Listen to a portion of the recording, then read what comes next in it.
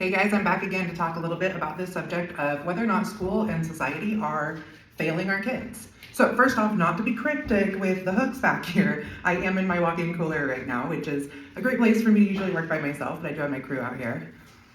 I'm hanging my herbs out here to dry until I need the walk-in cooler for something else. A couple days ago, I hopped on and I said that schools are failing your children. And I think that was not a good representation of what I was talking about.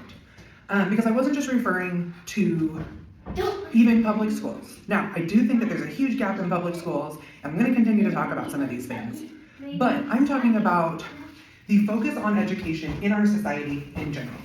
Hanging some green tomatoes. Let's see if I can get some of them to turn red. I don't know. And what the issue is that there isn't a focus on life skills in our educational systems. So, like I said, I am not just referring to public school, I'm referring to society in general. Even if you're a homeschooler, you go to a homeschool conference, and I have the only farming curriculum, the only home economics type curriculum. There's some cooking ones that are really great. And there's a couple of unit study type programs. I don't know, I'm going back and forth. Unit study type programs that also have a farming and food section in them. And I'm not popping on here just to tell you to buy my curriculum. Of course, it'd be great if you did, but that's not what I'm here for. I'm here to hang my oregano. What ends up being the issue is that kids are not taught life skills. And what happened about, we're going up on 75 years ago now. Really, in the 70s, when the Department of Education was created, is that they decided that school should be for academics and home should be for learning home skills. The problem is, at that point, they had already really cut back on teaching life skills in schools. So we already had a whole generation of students who didn't know how run their lives, how to cook from scratch, how to do a budget, just these really basic things. And we talk about that, and that's all commonplace, but there's a lot of functionality type skills that happen when you're learning these life skills. And that's things like using a tape measure. And I know you're all going to come back at me and be like, there's not a math curriculum out there that doesn't teach you how to measure. 100% true. But I went to college as an ag major. It smells so yummy. As an ag major, my little guy's trying to show you a tomato. And there were students in there all the way, I went back to school in my late 20s, but there were students in there all the way from 18 to 40 years old.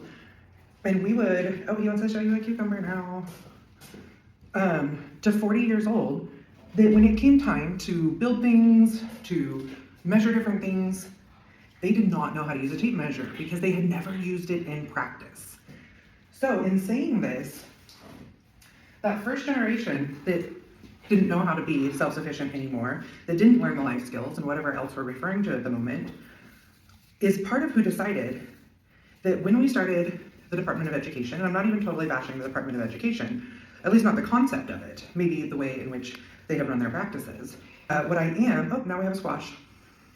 What I am judging though, is that when they decided that school should only be about academics, it took out the, and now we have a bell pepper. It took out the functionality of an education. The ability for a child to learn how to do things, thank you buddy, to learn how to do things while actually doing them, not just in a bubble or in a vacuum. Ooh, we got another wax pepper. And so these students, they learn how to read a tape measure in a book, but then they're told to go out and measure how to build something. Ooh, here's a tomato, it's almost ripe. And instead, they don't know how to do it. It's just, even if they know how to read a tape measure, they don't know how to use it in practice. Now, of course, I'm using a plum tomato. Of course, I am using this as an analogy.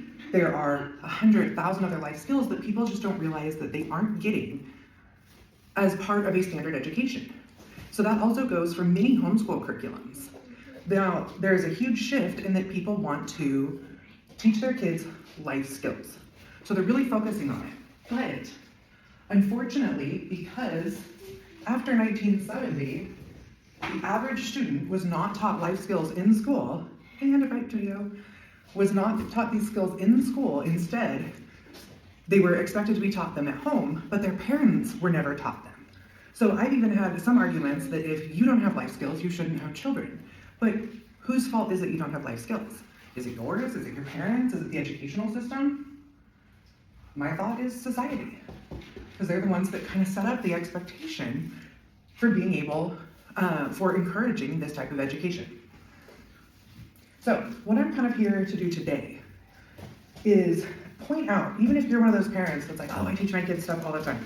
Guess what? I'm one of those parents. My kids are doing things with me constantly. Right now, while I'm talking to you, my kids are handing me the tomatoes and the oregano, and they know which ones to hand me and which ones to deal with. And they're 5 and 8 years old. You want to say hi, guys? Hi. So they're down there sorting out, and they know the difference between my herbs. They even have a pile of basil going over there because they know that I'm hanging the oregano right now. And that is where these life skills really come in. And as parents, we should be the ones that are telling them like what we're doing and why we're doing it. Sometimes we just expect kids to do things, or we think just because we're doing it in front of them that they're absorbing it all. I know that sometimes it's just easier to do it yourself. But these few extra minutes I'm taking with my little guys right now make it where when they're teenagers, like my 2 17-year-olds, or I guess they're still 16, my 2 16-year-olds, I don't have to sit and tell them how to do this. If I wanted to, today I could have told them to come out and handle the wagon full of vegetables, and they would have come out here and hung the herbs, hung the green tomatoes, pulled all the right things, brought them inside, and done with them what they needed to do. And that's all I would have needed to say to them.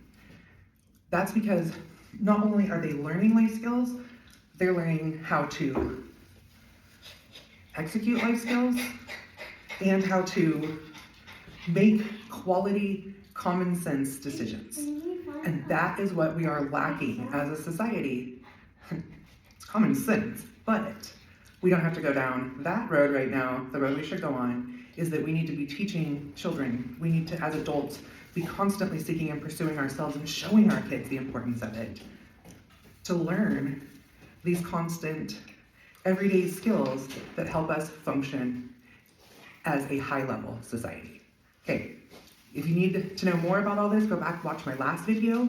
You'll catch what I'm saying. Come back over here, and then I'd love to hear what you think about whether or not young adults and children are being taught enough to be able to have common sense, to make common sense life skill decisions at their appropriate age level, or if we need to be working on it more, and what you think we need to be working on. Looking forward to hearing all about it.